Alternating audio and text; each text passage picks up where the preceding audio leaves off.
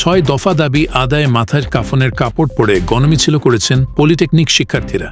শুক্রবার দুপুরে জুমার নামাজের পর পলিটেকনিক ইনস্টিটিউটের পেছনের মসজিদ থেকে শিক্ষার্থীদের মিছিলটি বের হয়ে 7 রাস্তা মোড় ও বিভিন্ন সড়ক ঘুরে ইনস্টিটিউটে এসে শেষ হয়।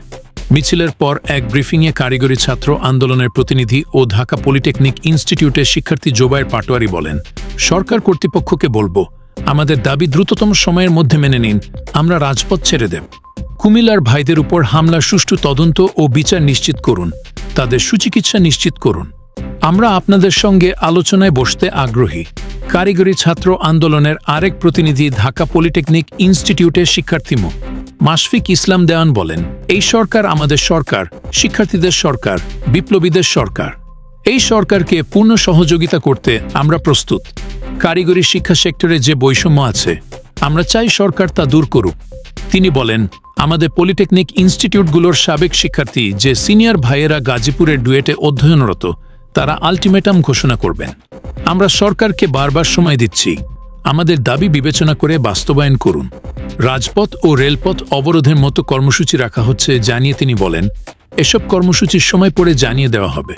এর আগে গত বুধবার সকাল থেকে 6 দফা দাবিতে রাজধানীর তেজগাঁওয়ের 7 রাস্তা, মোহাম্মদপুর ও মিরপুর সহ দেশের বিভিন্ন স্থানে সড়ক অবরোধ করেন পলিটেকনিক ইনস্টিটিউটের শিক্ষার্থীরা। রাজধানীর ব্যস্ত সড়কগুলোতে একযোগে তারা নামায় রাজধানী জুড়ে তীব্র যানজট সৃষ্টি হয়। সন্ধ্যা পর্যন্ত ভোগান্তিতে ছিল পুরো নগরী। পরদিন সকাল থেকে দুপুর পর্যন্ত শিক্ষা মন্ত্রণালয়ের কর্মকর্তাদের সঙ্গে বৈঠক করেও সন্তুষ্ট না হয়ে শিক্ষার্থীরা আন্দোলন চালিয়ে যাওয়ার ঘোষণা দেন। রাতে ঢাকাসহ দেশের বিভিন্ন পলিটেকনিক ইনস্টিটিউটের শিক্ষার্থীরা দাবি আদায়ে মশাল মিছিল করেন। ওই দিন শিক্ষা মন্ত্রণালয়ের কারিগরি ও মাদ্রাসা বিভাগের কারিগরি অনুবিভাগের অতিরিক্ত সচিব রেহানা ইয়েশমেন শিক্ষার্থীদের সঙ্গে আলোচনা করেছিলেন। দাবি আদায়ে বৃহস্পতিবার বেলা 11টায় ঢাকা পলিটেকনিক ইনস্টিটিউটের শিক্ষার্থীরা কারওয়ান বাজার রেলগেইটে রেলপথ ব্লকেডের ঘোষণা দিয়েছিলেন। তবে মন্ত্রণালয়ের সঙ্গে বৈঠক চলা পর্যন্ত সে কর্মসূচিতে শিথিল রেখেছিলেন তারা। এদিকে শিক্ষার্থীদের আন্দোলনের মধ্যেই বুধবার রাতে ঢাকা পলিটেকনিক ইনস্টিটিউটের অধ্যক্ষ মোহাম্মদ মোস্তাফিজুর রহমান খানকে সরিয়ে দেওয়া হয়।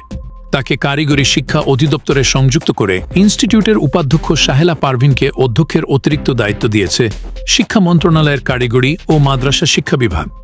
শিক্ষার্থীদের দাবিগুলো হল, জুনিয়র ইনস্ট্রাক্টর পদে ক্রাফট ইনস্ট্রাক্টরদের প্রমোশনের হাইকোর্টের রায় বাতিলসহ ক্রাফট ইনস্ট্রাক্টর পদবি পরিবর্তন এবং ওই মামলার সঙ্গে সম্পৃক্ত সকলকে স্থায়ীভাবে চাকরিচ্যুত করা।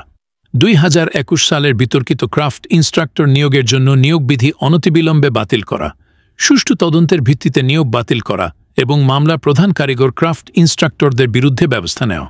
ডিপ্লোমা ইঞ্জিনিয়ারিং কোর্স 4 বছর মেয়াদি অব্যাহত রাখা এবং মানসম্মত সিলেবাস ও কারিকুলাম আধুনিক বিশ্বের আদলে প্রণয়ন করা। উপসহকারী প্রকৌশলী ও সম্মান 10ম গ্রেড পদে 4 বছর মেয়াদি ডিপ্লোমা ইন ইঞ্জিনিয়ারিং ও মনোটেকনোলজি সার্ভেইং হতে পাশ করা শিক্ষার্থী ছাড়া অন্য কেউ আবেদন করতে পারবে না এবং এই পদ সংরক্ষিত করতে হবে। প্রাইভেট সেক্টরে ডিপ্লোমা ইন ইঞ্জিনিয়ারিং পাশ করা ছাত্রদের ন্যূনতম 10ম গ্রেডের বেসিক অর্থাৎ 16,000 টাকা দেওয়া।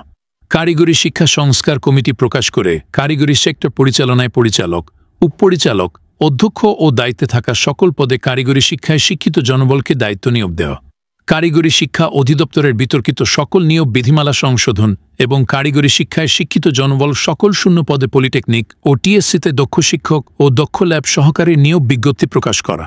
ডিপ্লোমা ইন ইঞ্জিনিয়ারিং ও মনোটেকনোলজি থেকে পাশ করা শিক্ষার্থীদের উচ্চশিক্ষার জন্য আধুনিক বিশ্বের আদলে একটি বিশ্ববিদ্যালয় তৈরি করার গেজেট পাশ করতে হবে এবং বর্তমানে প্রস্তাবিত 4টি ইঞ্জিনিয়ারিং কলেজ নওগাঁ, ঠাকুরগাঁও, নড়াইল, খাগড়াছড়ি শতভাগ সিট নিশ্চিত করা।